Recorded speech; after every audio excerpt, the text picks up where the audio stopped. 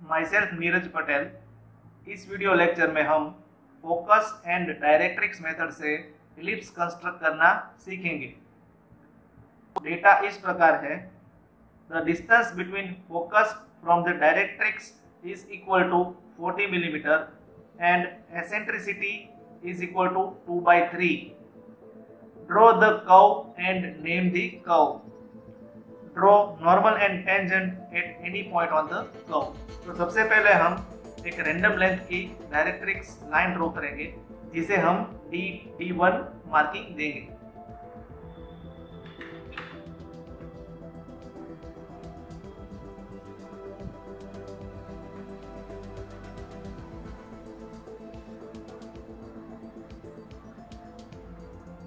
इस लाइन को हम D1 मार्क देंगे और ये जो लाइन है उसे हम डायरेक्ट्रिक्स लाइन बोलते हैं। अब हम इस डायरेक्ट्रिक्स लाइन के अप्रोक्सीमेट मिड पॉइंट में एक पॉइंट मार्क करेंगे जिसे हम O मार्किंग देंगे।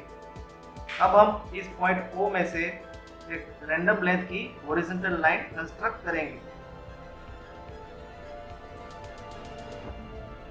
इस प्रॉब्लम में हमें फोकस और डायरेक्ट्रिक्स लाइन का डिस्टेंस है वो 40 mm दिया गया है। तो O is equal to point on directrix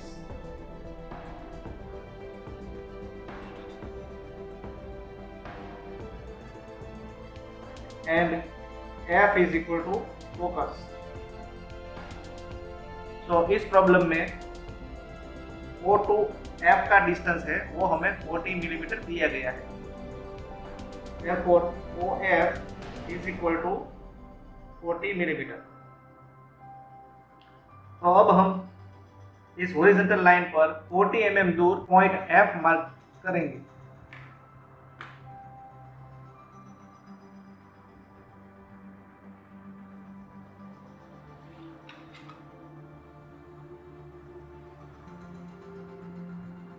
इस O से F का डिस्टेंस है वो 40 मिलीमीटर। अब हमें इस O और F के बीच में एक तीसरा पॉइंट V पॉइंट है जिसे वर्टेक्स बोलते हैं, उसको मार्क करना पड़ेगा। लेकिन उसके लिए हमें एक कैलकुलेशन करना पड़ेगा। इस प्रॉब्लम में डायरेक्टली वर्टेक्स पॉइंट V का कोई डायमेंशन दिया गया नहीं है, इसलिए हमें कैलकुलेशन करके वर्टेक्स V पॉइंट का लोकेशन फाइंड करना पड़ेगा। तो एक्सेंट्रिसिटी की फॉर्मूला कुछ इस तरह से है, E is equal to VF upon VO। इस प्रॉब्लम में हमें एक्सेंट्रिसिटी की वैल्यू 2/3 दी गई है। तो 2/3 is equal to VF upon VO। अब हम इस फॉर्मूला में इक्वल टू की दोनों साइड जो डिनोमिनेटर की वैल्यू है उसको हम नोमिनेटर में ऐड करके कैलकुलेशन करेंगे। Therefore 2 plus 3 divided by 3 is equal to VF plus VO divided by VO। तो यहाँ हमने इक्वल टू की दोनों साइड जो डिनोमिनेटर है उसको हमने नोमिनेटर में ऐड किया है। इससे इस फॉर्मूला में कोई वैल्यू चेंज नहीं होगी। Therefore 3 plus 2 is equal to 5 divided by 3 equal to VF plus VO। तो V जो है वो O और F के बीच में रहेगा, तो VF और VO का जो समेशन है वो OF जितना रहेगा। So VF plus VO is equal to OF divided by VO। Therefore 5/3 is equal to, यहाँ OF की वैल्यू हमें दी गई है जो 40 मिलीमीटर है।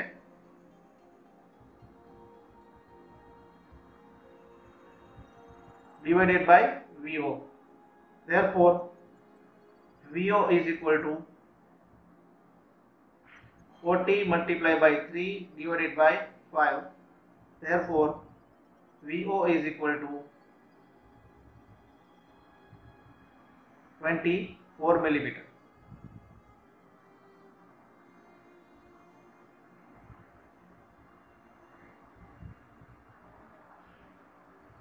तो इस कैलकुलेशन से हमें V का लोकेशन मिल गया।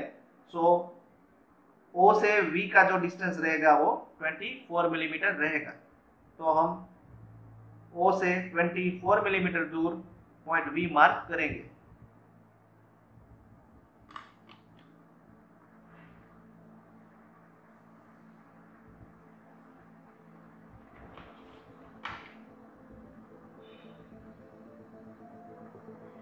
अब हम इस प्रॉब्लम में पॉइंट V में से पास होती हुई एक रैंडम लेंथ की वर्टिकल लाइन ड्रॉ करेंगे।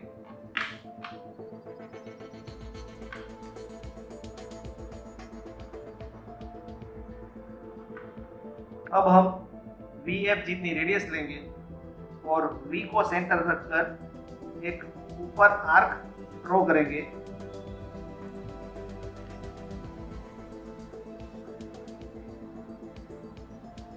ये आर्क इस V में से पास होती हुई वर्टिकल लाइन को जहां मिलेगी वहां हम पॉइंट X मार्क करेंगे। अब हम पॉइंट O और पॉइंट X में से पास होती हुई एक लाइन ड्रॉ करेंगे।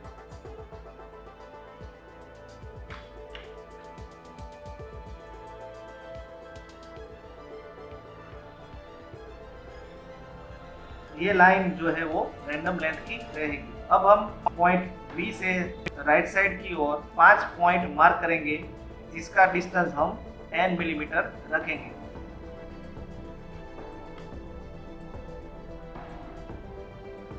तो पॉइंट 1, पॉइंट 2, पॉइंट 3, पॉइंट 4 और पॉइंट 5, ये हर एक पॉइंट का डिस्टेंस जो है वो 10 मिलीमीटर है। तो अब हम यहाँ 1, 2, 3, 4 और पॉइंट 5 मार्क करेंगे। इसके बाद हम पॉइंट 1 में से पास होती हुई एक रैंडम लेंथ की वर्टिकल लाइन ड्रॉ करेंगे।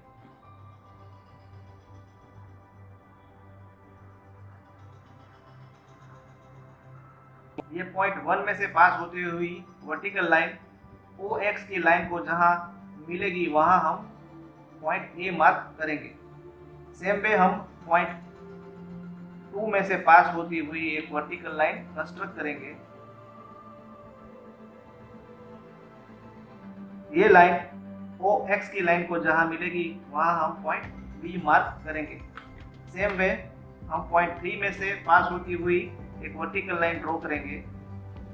ये लाइन OX को जहां मिलेगी वहां हम पॉइंट C मार्क करेंगे। देन पॉइंट 4 में से पास होती हुई एक वर्टिकल लाइन ड्रॉ करेंगे। ये लाइन OX को जहां मिलेगी वहां हम पॉइंट D मार्क करेंगे। सेम वे पॉइंट 5 में से पास होती हुई एक वर्टिकल लाइन ड्रॉ करेंगे। ये लाइन OX को जहां मिलेगी वहां हम पॉइंट E मार्क करेंगे। अब हम इलिप्स कंस्ट्रक्ट करने के लिए ये पॉइंट 1 और A जितनी रेडियस लेंगे। देन F को सेंटर रखकर ये 1A की वर्टिकल लाइन को हम ऊपर और नीचे आर्क ड्रॉ करेंगे। इस 1A की वर्टिकल लाइन पर जहां आर्क इंटरसेक्ट करेगी वहां हम पॉइंट P1 और पॉइंट P1 मार्क करेंगे।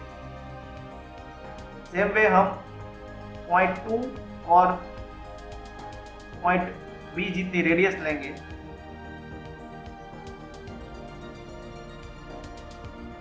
देन पॉइंट F को सेंटर रखकर हम 2 और B में से पास होती हुई इस वर्टिकल लाइन को ऊपर और नीचे इंटरसेक्ट करवाएंगे।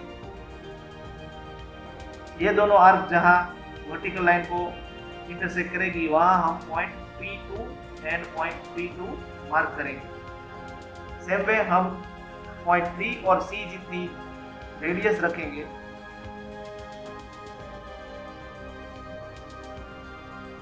और सेम वे पॉइंट F को सेंटर रखकर इस B और C में से पास होती हुई वर्टिकल लाइन को हम इंटरसेक्ट करवाएंगे।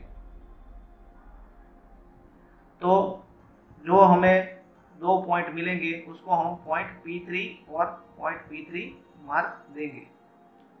सेम वे पॉइंट नंबर 4 और पॉइंट नंबर D जितनी हम रेडियस लेंगे।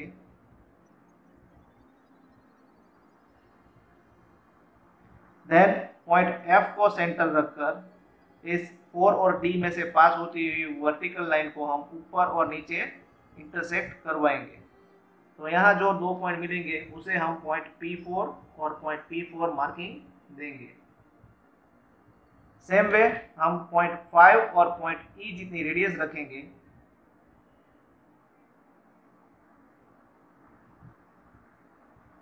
और अगेन पॉइंट F को सेंटर रखकर इस 5 और E में से पास होती हुई वर्टिकल लाइन को ऊपर और नीचे इंटरसेक्ट करवाएंगे। जहां 2 पॉइंट मिलेंगे उसको हम P5 और P5 मार्किंग देंगे। अब हम point V, P1, P2, P3, P4 और P5 पॉइंट को स्मूथ कर्व से जोड़ लेंगे।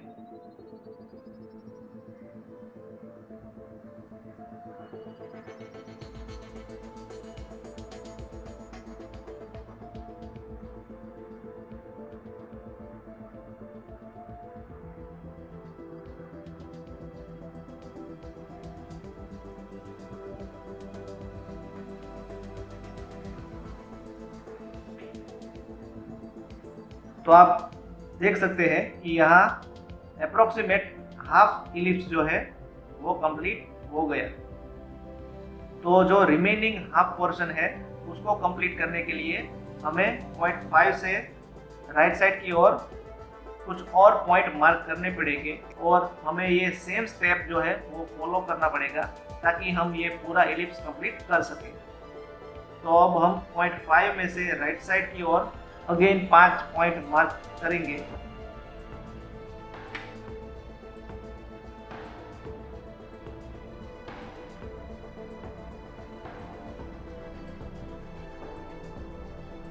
और इसको हम मार्किंग देंगे 6, 7, 8, 9 और 10। अब हम पॉइंट 6 में से पास होती हुई वर्टिकल लाइन ड्रॉ करेंगे। ये वर्टिकल लाइन OX को जहाँ मिलेगी वहाँ हम पॉइंट F मार्किंग देंगे। देन हम पॉइंट 7 में से पास होती हुई एक वर्टिकल लाइन कंस्ट्रक्ट करेंगे और वो लाइन OX को जहाँ मिलेगी वहाँ हम पॉइंट G मार्क करेंगे। देन हम पॉइंट 8 में से पास होती हुई एक वर्टिकल लाइन ड्रॉ करेंगे। यह वर्टिकल लाइन OX को जहाँ मिलेगी वहाँ हम पॉइंट H मार्किंग करेंगे। अब हम देखेंगे कि इस 8 पॉइंट से हमारा इलिप्स कंस्ट्रक्ट होता है या नहीं। अगर इस 8 पॉइंट से इलिप्स पूरा होता है तो हमें पॉइंट 9 और 10 की ज़रूरत नहीं है। तो अगेन हम सेम स्टेप्स फॉलो करेंगे। अब हम पॉइंट 6 और पॉइंट F जितनी रेडियस लेंगे।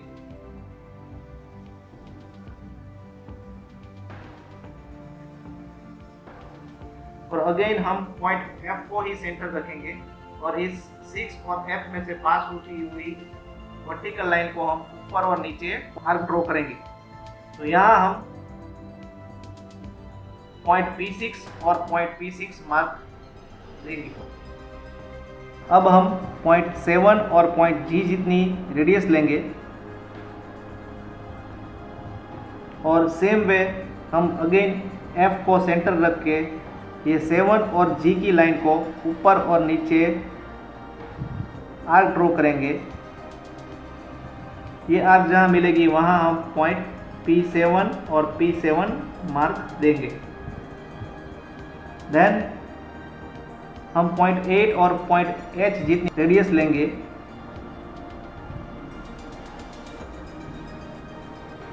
और अगेन हम पॉइंट F को सेंटर रखकर इस 8 और H में से पास होती हुई वर्टिकल लाइन को ऊपर और नीचे आर्क देंगे। तो यहाँ हम पॉइंट P8 और पॉइंट P8 मार्किंग देंगे। अब हम पॉइंट P4, P5, P6 और P8 को स्मूथ कर्व से जोड़ लेंगे।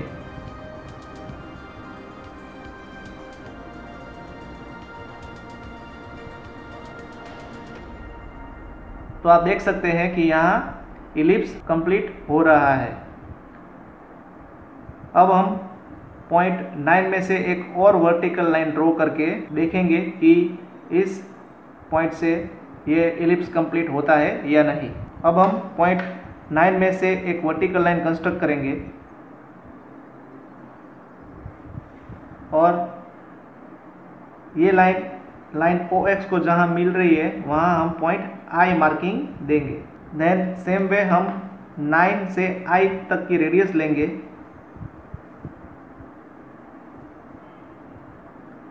और पॉइंट F को सेंटर रखकर इस 9 और I में से पास होती हुई लाइन को हम ऊपर और नीचे आर्क से इंटरसेक्ट करवाएंगे और यहाँ मिलेगा हमें पॉइंट P9।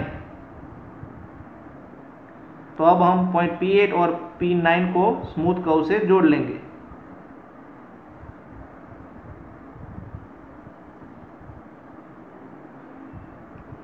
तो आप देख सकते हैं कि अब हम फाइनली ये इलिप्स पूरा कर सकते हैं।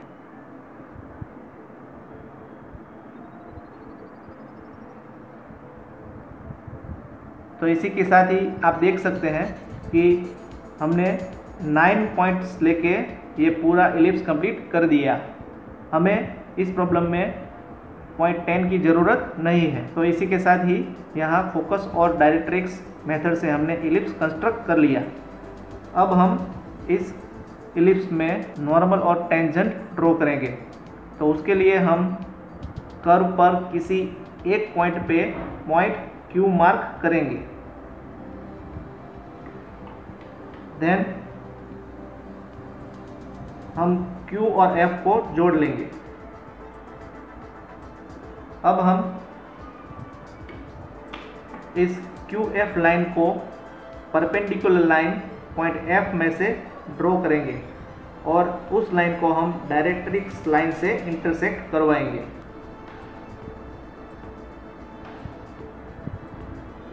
तो ये लाइन है वो Q और F को परपेंडिकुलर लाइन है और ये लाइन डायरेक्ट्रिक्स लाइन D1 को जहाँ मिल रही है वहाँ हम पॉइंट T मार्क करेंगे। अब हम पॉइंट T और पॉइंट Q में से पास होता हुआ टेंजेंट कंस्ट्रक्ट करेंगे।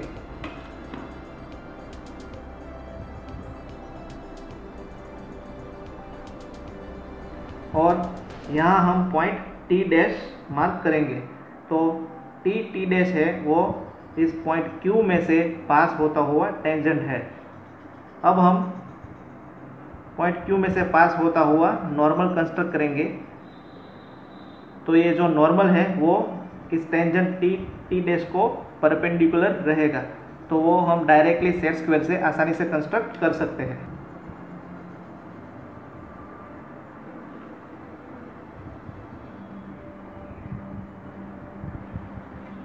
तो ये जो है वो N डैश पॉइंट Q में से पास होता हुआ नॉर्मल है। फाइनली हम इस प्रॉब्लम में डायमेंशनिंग देंगे। तो इस प्रॉब्लम में V से O का डिस्टेंस जो है वो 24 मिलीमीटर हमें मिला है। So VO is equal to 24 millimetre.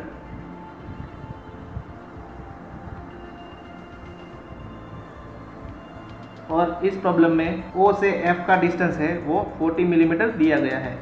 So O to F का डिस्टेंस है वो 40 मिलीमीटर हम देंगे।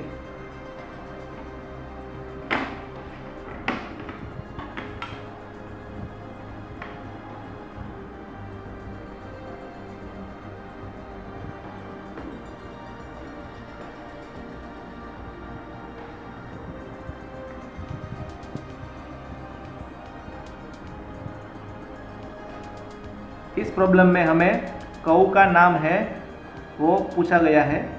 तो यहाँ आप देख सकते हैं कि एसेंट्रिसिटी की वैल्यू जो दी गई है वो 2/3 है। यानी इस प्रॉब्लम में एसेंट्रिसिटी की वैल्यू रहेगी वो 1 से कम रहेगी। तो फोकस और डायरेक्ट्रिक्स के कंसेप्ट के हिसाब से जब एसेंट्रिसिटी 1 से कम रहती है तो जो कर्व मिलता है वो हमें इलिप्स मिलता है। तो यहाँ हम इस कर्व का नाम देंगे।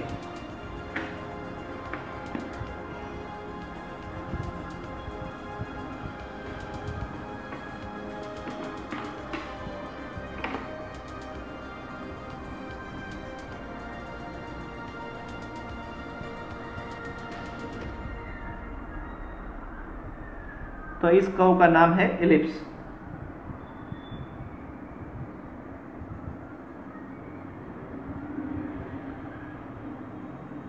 तो इसी के साथ ही फोकस और डायरेक्ट्रिक्स मेथड से हमने एलिप्स कंस्ट्रक्ट कर दिया। Thank you very much.